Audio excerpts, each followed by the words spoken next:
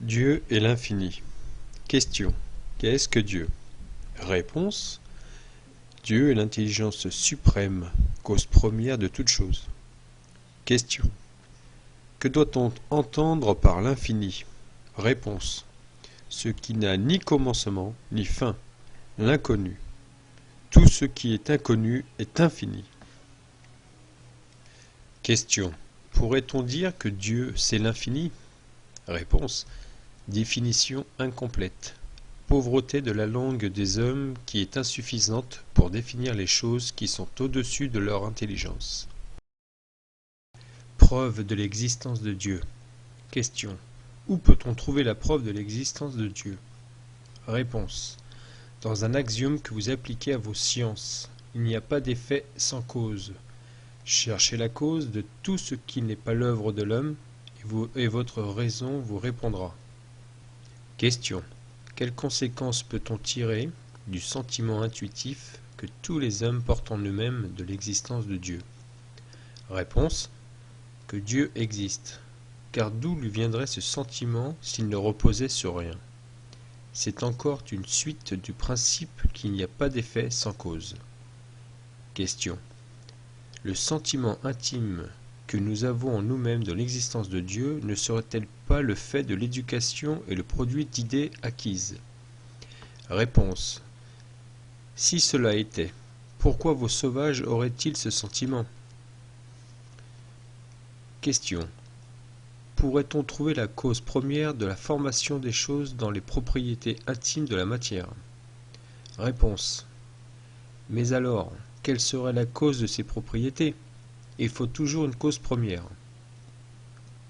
Question. Que penser de l'opinion qui attribue la formation première à une combinaison fortuite de la matière, autrement dit au hasard?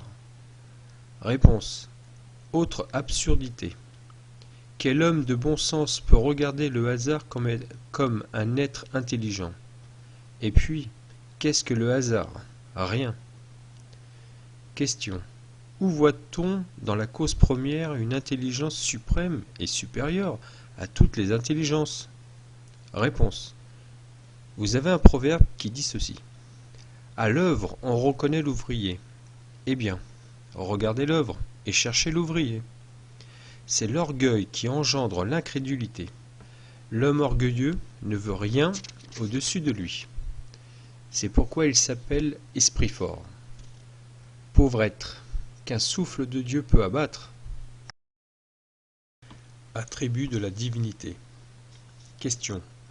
L'homme peut-il comprendre la nature intime de Dieu? Réponse. Non, c'est un sens qui lui manque.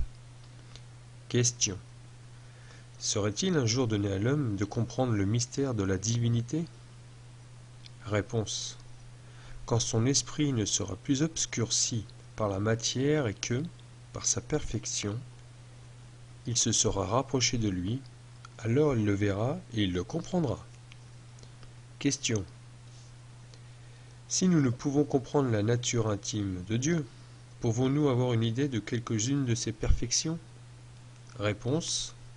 Oui, de quelques-unes. L'homme les comprend mieux à mesure qu'il s'élève au-dessus de la matière. Il les entrevoit par la pensée. Question. Lorsque nous disons que Dieu est éternel, infini, immuable, immatériel, unique, tout-puissant, souverainement juste et bon, n'avons-nous pas une idée complète de ses attributs? Réponse. À votre point de vue, oui, parce que vous croyez tout embrasser. Mais sachez bien qu'il est des choses au-dessus de l'intelligence de l'homme le plus intelligent, et pour lesquelles votre langage, borné à vos idées et à vos sensations, n'a point d'expression. La raison vous dit, en effet, que Dieu doit avoir ses perfections au suprême degré, car s'il en avait une seule de moins, ou bien qui ne fût pas un degré infini, il ne serait pas supérieur en tout et, par conséquent, ne serait pas Dieu. Pour être au-dessus de toute chose, Dieu ne doit subir aucune vicissitude et n'avoir aucune des imperfections que l'imagination peut concevoir. Le panthéisme. Question. Dieu est-il un être distinct? Ou bien serait-il, selon l'opinion de quelques-uns, la résultante de toutes les forces et de toutes les intelligences de l'univers réunies? Réponse. S'il en était ainsi, Dieu ne serait pas, car il serait l'effet et non la cause. Il ne peut être à la fois l'un et l'autre.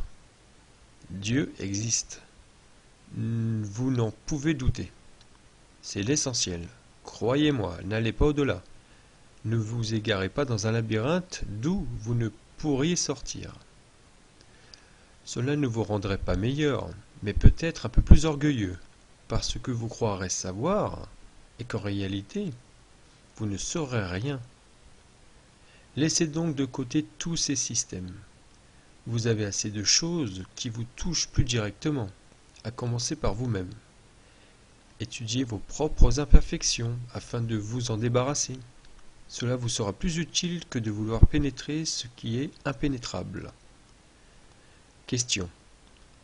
Que penser de l'opinion d'après laquelle tous les corps de la nature, tous les êtres, tous les globes de l'univers seraient des parties de la divinité et constitueraient, par leur ensemble, la divinité elle-même, autrement dit, de la doctrine panthéiste?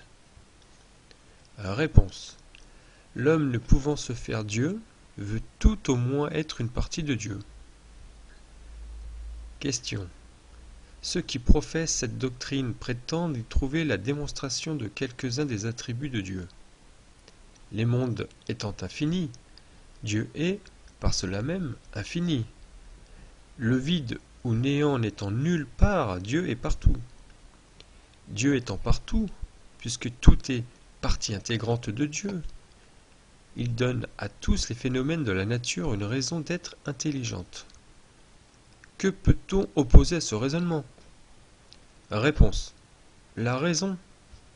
Réfléchissez mûrement, et il ne vous sera pas difficile d'en reconnaître l'absurdité.